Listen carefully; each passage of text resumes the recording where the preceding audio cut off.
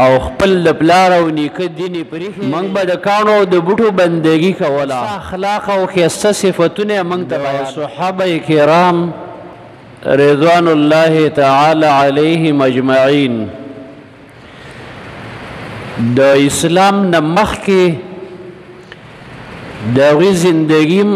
سیرت راغستې ده چې څومره ښکته او پرېوتی قوم عمر رضی الله تعالی عنه فرمایلی وی کنا اذل قوم منګ ډیر پریوتی او ماکته خلقو فاعزنا الله بالاسلام الله رب العالمین منګ په اسلام باندې عزتمن کړو جعفر رضی الله تعالی عنه د نجاشی بادشاہ کله چې دوی حبشې ته هجرت وکړه نو مشرکینو بسې یو دوه کسان ولیږل چې یو په هغې کې عمر بن العاص چې د به وروسته ایمان راوړی نو دې بادشاه ته څه ډېر شرارتونه وکړه چې دا ستا ملک ته راغلي دي دا زمونږ په قوم کې ډېر معمولي خلک دي او خپل د پلار او نیکه دیني پریښی دی او ستا ملک ته راغلي دي دلته فساد او شر له راغلي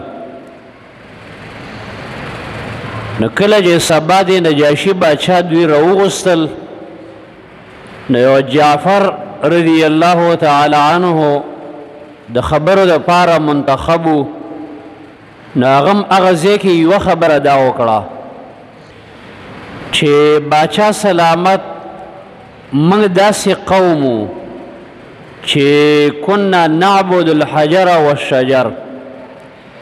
موږ به د کاڼو د بوټو بندګي کوله او دارنګې حلال و حرامو تمیز به نه وو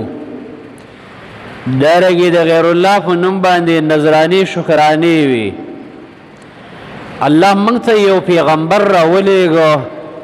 محمد رسول الله صلی الله علیه وسلم موږ ته حکم وکړ چې د الله بندګي وکړئ او حلال حرام یې راته وښودل او دا دارنګې زما عزتمندو ښایسته اخلاق او ښایسته صفتونه یې موږ ته بیان کړ دا قوم په موږ ظالم شوی دی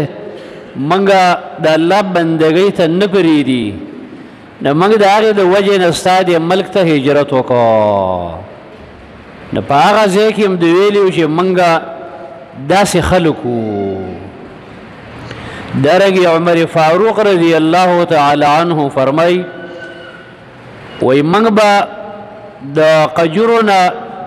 یو بوت جوړ کړو په سفر باندې به م ځان څه واخیسته کله به چې موږ ته خوراک څښاک ختم شو نو موږ به دغه بوت د قجورې لږ لږ را پرې کوو او دغه نه به موږ خوراک کوو نو دومره نه پوهېدلو چې هلته م چې معبود جوړ کړی و او بېرته چې حاجت به راغی بیا به م هغه را پرې کوو نو موږ داسې د جهالت او د تیارو په زندګۍ کې ژوند وو لیکن د اسلام په وجه باندې الله رب العالمین منګه داسې عزتمن کړو